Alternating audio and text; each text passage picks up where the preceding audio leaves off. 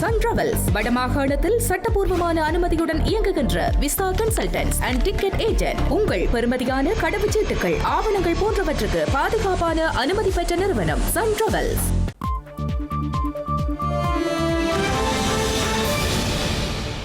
வணக்கம். இது ஐபிசி தமிழின் இரவு நேர பிரதான செய்திகள். முதலில் தலைப்புச் செய்திகள்.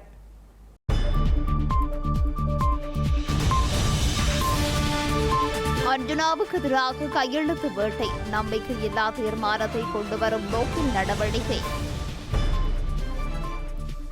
இலங்கையில் உணவு நெருக்கடியை எதிர்நோக்கும் மில்லியன் கணக்கான மக்கள், உலக உணவு திட்டம் தகவல். கோரண முதியோர் இல்லத்தில் நிலவிய கடுமையான அலட்சிய போக்குகள், அடுத்தடுத்து பல மர்ம மரணங்கள் நிகழ்ந்துள்ளதாக தகவல். கொழும்பில் போலி ஆவணங்கள் தயாரித்து ரகசிய நிலையம், ஸ்ரீலங்கா குற்றப்புலனாய்வு திணைக்களத்தால் முற்றுகை. பாஜகவிலிருந்து ஏவி சம்பத் திடீர் பதவி விலகல், அண்ணாமலையை சந்தித்து ஆதரவு. லெபனானில் இஸ்ரேல் நடத்திய தாக்குதல், பல லெபனானிய படையினர் பலி.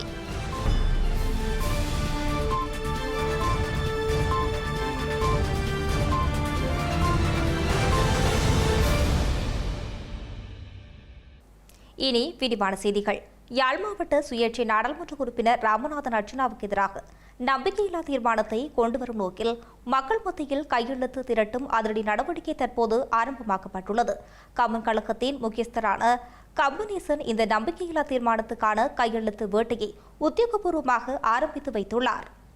ஸ்ரீலங்கா நாடாளுமன்றத்தில் அண்மைய நாட்களாக நிலவி வரும் அரசியல் சூழல்கள் மற்றும் நாடாளுமன்ற உறுப்பினர் அர்ஜுனாவின் சில செயற்பாடுகள் மக்கள் பிரதிநிதி ஒருவருக்கு பொருத்தமற்றதாக இருப்பதாக கூறி இந்த நடவடிக்கை மேற்கொள்ளப்பட்டு வருகிறது. தொகுதி மக்கள் மற்றும் பல்வேறு குடிசார் சமூக அமைப்புகளின் ஆதரவுடன் இந்த நம்பிக்கையில்லா தீர்மானத்தை கொண்டுவர திட்டமிடப்பட்டுள்ளது.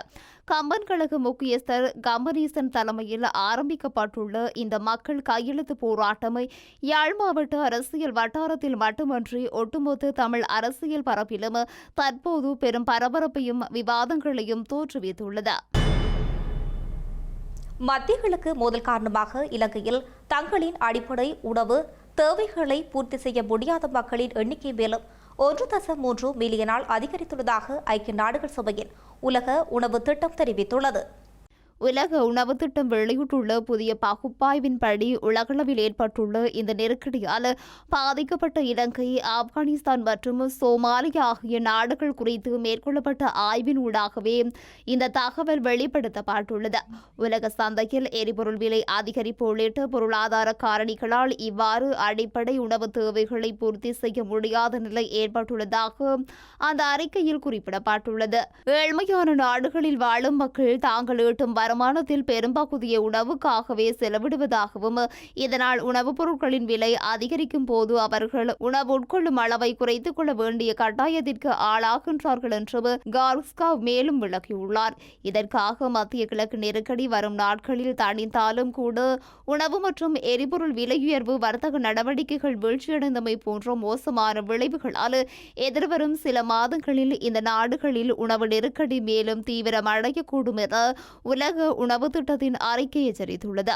ஜூன் மாத இறுதியில் உலகளாவில் புதிதாக 45 மில்லியன் மக்கள் உணவு பாதுகாப்பற்ற நிலைக்கு தள்ளப்படும் அபாயம் ஏற்பட்டுள்ளதுடன் ஏற்கனவே நிதியுதவி குறைப்புகளை எதிர்கொண்டுள்ள உலக உணவு திட்டம் இந்த மனிதாபிமான நெருக்கடியை தடுப்பதற்காகவே சர்வதேச சமூகம் உடனடியாக தலையிட வேண்டும் என்றும் கோரிக்கை விடுத்துள்ளது.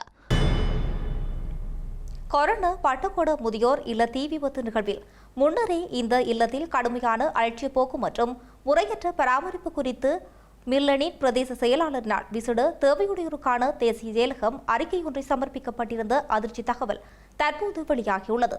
இந்த தீ விபத்து ஏற்படுவதற்கு முன்னர் மிக குறுகிய காலப்பகுதிக்குள் இந்த இல்லத்தில் அடுத்தடுத்து பல மர்ம மரணங்கள் நிகழ்ந்ததாக அந்த அறிக்கையில் மிகவும் முக்கிய தகவல் வெளியாகியுள்ளது.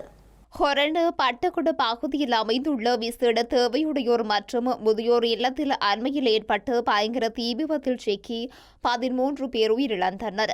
அத்துடன் 6 பேர் ஹொரண ஆரம்ப வைத்தியசாலையில் தொடர்ந்தும் சிகிச்சை பெற்று வருகின்றனர். இந்த பெரும் துயரம் நிகழ்வதற்கு முன்னரே இந்த இல்லத்தின் கடுமையான அலட்சிய போக்கு குறித்து மில்லனிய பிரதேச செயலாளரினால் விசேட தேவையுடையோருக்கான தேசிய செயலகத்திற்கு அறிக்கை ஒன்று சமர்ப்பிக்கப்பட்டிருந்தமை தற்போது அம்பலமாகியுள்ளது.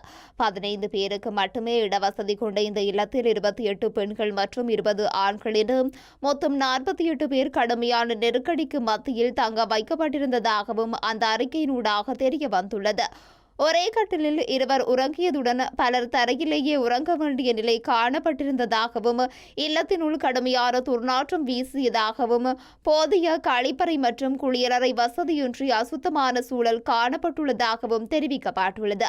அத்துடன் இல்லத்தின் பின்புறத்தில் பாதுகாப்பு வேலி இல்லாததால் மனநல பாதிக்கப்பட்டவர்கள் தப்பியோடும் அபாயமும் அங்கிருந்துள்ளது. தீ விபத்து ஏற்படுவதற்கு முன்னரும் கூட மிக குறுகிய காலப்பகுதிக்குள் இந்த இல்லத்தில் பல மர்ம மரணங்களும் சம்பவித்துள்ளதாக தெரிய வருகிறது.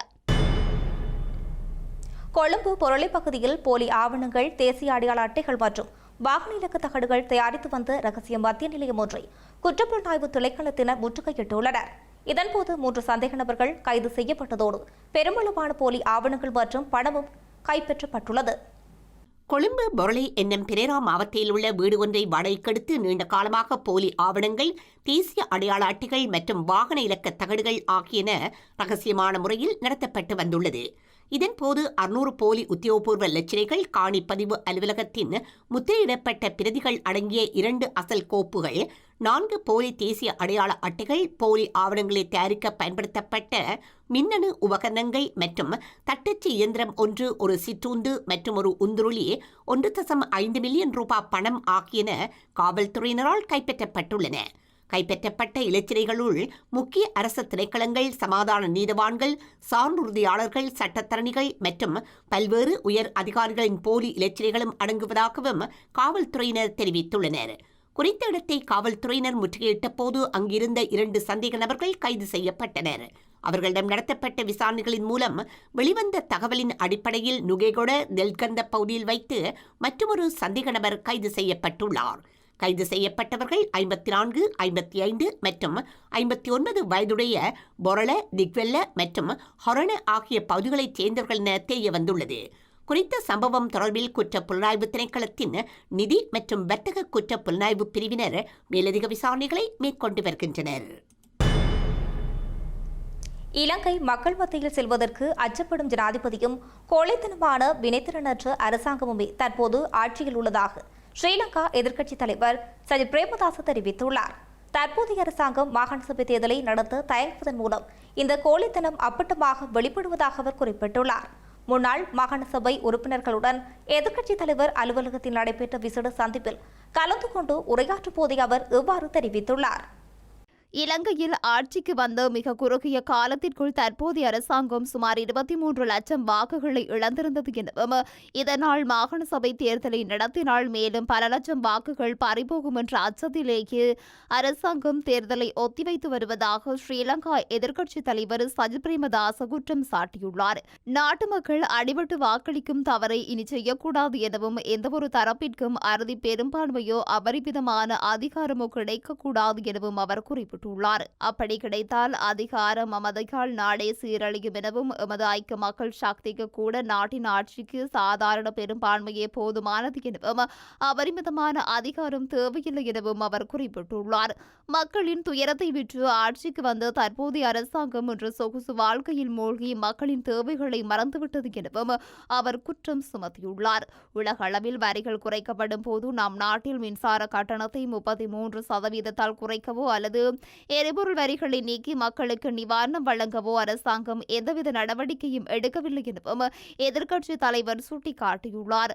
மாகாண சபை தேர்தலை உடனடியாக நடத்துமாறு அரசாங்கத்திற்கு அழுத்தம் கொடுப்பதற்காக அவ்வதவிகளுக்கு அப்பாற்பட்டு அனைத்து முன்னாள் உறுப்பினர்களையும் உள்ளடக்கிய தேர்தலுக்கான தேசிய நடவடிக்கை குழு ஒன்றை ஐக்கிய மக்கள் சக்தி ஸ்தாபிக்க உள்ளதாகவும் அவர் அறிவித்துள்ளார்.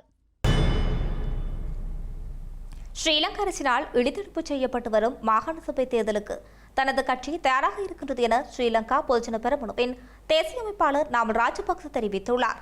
ஸ்ரீலங்கா பொதுஜன பெரமுனவின் தலைவர் முன்னாள் ஜனாதிபதி மஹிந்த ராஜபக்ச தலைமையில் நடைபெற்ற கட்சியின் செயற்குழு மற்றும் அரசியல் குழுவின் முக்கிய கூட்டத்தின் பின்னர் ஊடகங்களுக்கு கருத்தினை தெரிவித்த போதே ஸ்ரீலங்கா நாடாளுமன்ற உறுப்பினர் நாமல் ராஜபக்ச இதனை தெரிவித்துள்ளார்.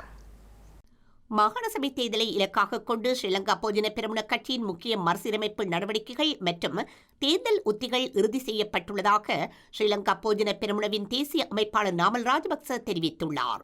சட்டப்பூர்வமாக நடத்தப்படவிருக்கும் மாகாண சபை தேர்தலுக்கான வேட்பு மனுக்களை கையாள்வதற்காக ஒரு விசேட குழுவை நியமிக்க பொதுஜன பெரமுன தீர்மானித்துள்ளதாகவும் அவர் தெரிவித்துள்ளார். அத்துடன் கட்சியின் அரசியலமைப்பில் திருத்தம் செய்யப்பட்டு இதுவரை காலமும் 3ஆக இருந்த கட்சியின் உபத்தலைவர் பதவிகளின் எண்ணிக்கை 5ஆக அதிகரிக்கப்பட்டுள்ளதாகவும் அவர் சுட்டிக்காட்டியுள்ளார். வடக்கு மற்றும் கிழக்கு மாகாணங்களுக்கு கட்சியின் உயர்மட்டத்தில் கட்டாயம் பிரதிநிதித்துவம் வழங்கப்பட வேண்டும் என்ற நோக்கிலேயே இந்த இடஒதுக்கீடு செய்யப்பட்டுள்ளதாகவும் நாமல் ராஜபக்ச குறிப்பிட்டார். அத்துடன் நாடாளுமன்றத்திற்குள் இருக்கும் ஏனைய அரசியல் கட்சிகள் சுயேட்சை குழுக்கள் மற்றும் நாடாளுமன்ற உறுப்பினர்களுடன் இணைந்து எதிர்கால அரசியல் பயணத்திற்கான இணக்கப்பாடுகளை எட்டுவதற்கும் பேச்சுவார்த்தைகளை நடத்துவதற்கும் நாடாளுமன்ற உறுப்பினர் TV சாணக்கவிற்கு அரசியல் குழு உத்தியோகபூர்வ அனுமதி வழங்கியுள்ளதாகவும் அவர் தெரிவித்துள்ளார். அரசியல் அரங்கில் உருவாக்கி வரும் புதிய கூட்டணிகள் குறித்து ஊடகவியலாளர்கள் எழுப்பிய கேள்விக்கு பதிலளித்த அவர் எதிர்க்கட்சிகளின் நகர்வுகள் குறித்து தாங்கள் கவலைப்படவில்லை எனவும் தெரிவித்துள்ளார். யாழ்ப்பாண பேரரசின் கடைசி மன்னனாக கருதப்படும் 2ஆம் சங்கிலிய மன்னனின் 407வது சிராந்த தினம் இன்று சனிக்கிழமை யாழ் நல்லூர் பகுதியில் இடம்பெற்றுள்ளது. 2ஆம் சங்கிலிய மன்னனின் 407வது சிரார்த்த தினம் இன்று சனிக்கிழமை யாழ் நல்லூர் பகுதியில் உள்ள சங்கிலியன் உருவச்சிலையில் சிவத்தொண்டர் ஸ்ரீதரன் தலைமையில் இடம்பெற்றது. நிகழ்வில் யாழ்ப்பாணத்தை ஆண்ட கடைசி தமிழ் மன்னன் 2ஆம் சங்கிலிய மன்னனுக்கு மலர்மாலை அணிவித்து அஞ்சலி செலுத்தும் நிகழ்வு இடம்பெற்றது. அதனைத் தொடர்ந்து சங்கிலிய மன்னனின் வாழ்க்கை வரலாறு அடங்கிய கண்காட்சி கூடம் திறந்து வைக்கப்பட்டு விருந்தினர்கள் உரை இடம்பெற்றது. அத்துடன் ஈழத்து ஞான குழந்தை சுவர்சன் அருணனின் விசேட பேச்சும் இடம்பெற்றது. நீர்கொழும்பு மற்றும் புத்தள பகுதியில் இடம்பெற்ற தொடர் தங்க நகை கொள்ளை சம்பவங்களுடன் தொடர்புடைய 2 முக்கிய சந்தேக நபர்கள் நீர்கொழும்பு காவல்துறையினரால் கைது செய்யப்பட்டுள்ளனர். குறித்த சம்பவங்கள் தொடர்பிலான விசாரணைகள் தற்போது ஆரம்பிக்கப்பட்டுள்ளன. நீர்கொழும்பு காவல் பிரிவில் இடம்பெற்ற தங்க நகை கொள்ளையுடன் தொடர்புடைய சந்தேக நபர்கள் 2 நேற்று நீர்கொழும்பு காவல் நிலைய அதிகாரிகளால் கைது செய்யப்பட்டுள்ளனர். இவ்வாறு கைது செய்யப்பட்டவர்கள் வெள்ளம்பிட்டிய மற்றும் கொலன்னாவ பகுதிகளைச் சேர்ந்த 42 மற்றும் 44 வயதுடையவர்கள் என காவல்துறையினர் தெரிவித்துள்ளனர். சந்தேக நபர்கள் தொடர்பில் மேற்கொள்ளப்பட்ட விசாரணைகளின் போது புத்தளம் காவல் பிரிவில் இடம்பெற்ற தங்கநகை கொள்ளை சம்பவத்துடனும் இவர்களுக்கு தொடர்பு இருப்பது தெரியவந்துள்ளது. இதற்கமைய அவர்களிடம் நடத்தப்பட்ட மேலதிக விசாரணைகளின் போது கொள்ளையடிக்கப்பட்ட 12 தங்க மோதிரங்கள் கண்டெடுக்கப்பட்டுள்ளதுடன் நீர்கொழும்பில் நடந்த நகை கொள்ளைக்காக அவர்கள் பயன்படுத்திய உந்துருளி என்பனவும் பறிமுதல் செய்யப்பட்டுள்ளது. குறித்த சம்பவம் தொடர்பில் நீர்கொழும்பு காவல்துறையினர் மேலதிக விசாரணைகளை மேற்கொண்டு வருகின்றனர். தமிழக பாஜகவின் முன்னாள் சட்டமன்ற உறுப்பினரான AG சம்பு தனது கட்சி பதவிகள் மற்றும் அடிப்படை உறுப்பினர் பொறுப்பில் இருந்து விலகியுள்ளார்.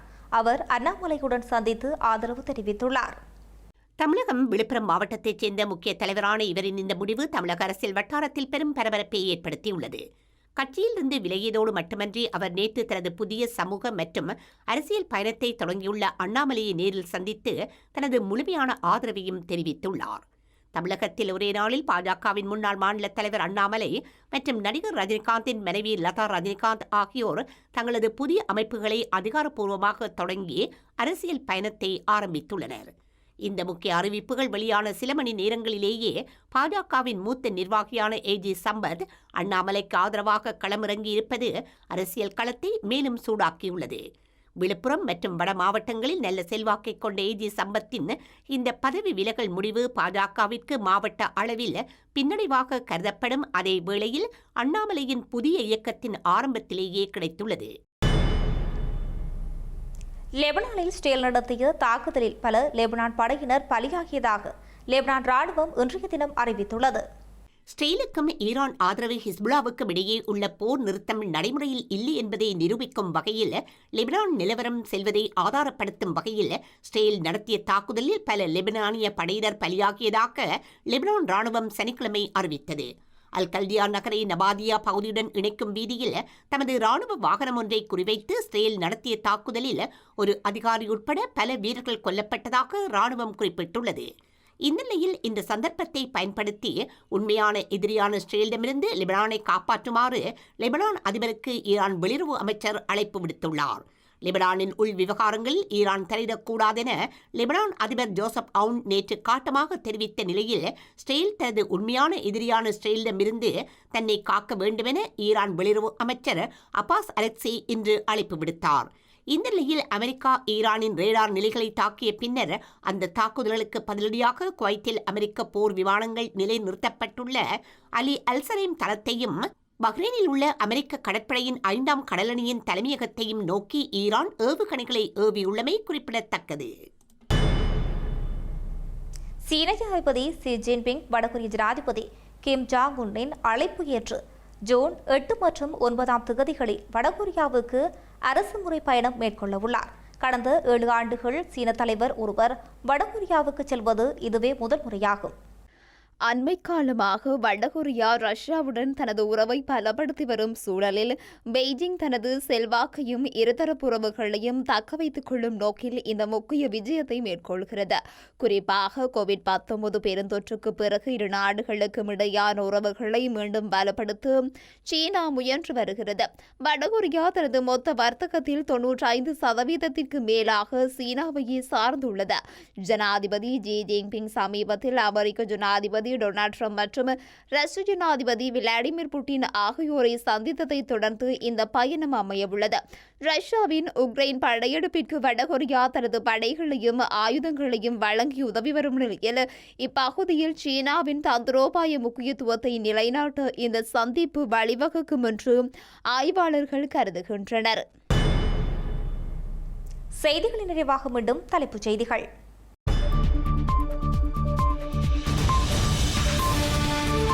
அர்ஜுனாவுக்கு எதிராக கையெழுத்து வேட்டை, நம்பிக்கையில்லா தீர்மானத்தை கொண்டுவரும் நோக்கில் நடவடிக்கை. இலங்கையில் உணவு நெருக்கடியை எதிர்நோக்கும் மில்லியன் கணக்கான மக்கள், உலக உணவு திட்டம் தகவல். கோரண முதியோர் இல்லத்தில் நிலவிய கடுமையான அலட்சிய போக்குகள், அடுத்தடுத்து பல மர்ம மரணங்கள் நிகழ்ந்துள்ளதாக தகவல். கொழும்பில் போலி ஆவணங்கள் தயாரித்து ரகசிய நிலையம், ஸ்ரீலங்கா குற்றப்புலனாய்வு திணைக்களத்தால் முற்றுகை. பாஜகவிலிருந்து ஏவி சம்பத் திடீர் பதவி விலகல், அண்ணாமலையை சந்தித்து ஆதரவு.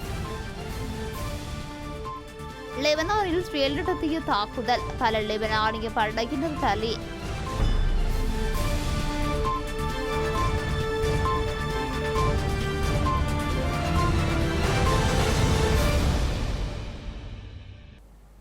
இத்துடன் ஐபிசி தமிழின் இரவு நேர பிரதான செய்திகள் நிறைவு பெற்றன. உடனுக்குடன் செய்திகளை அறிந்து கொள்ள ibctamil.com என்ற எமது இணையதளத்தை பார்வையிடுங்கள். வணக்கம்.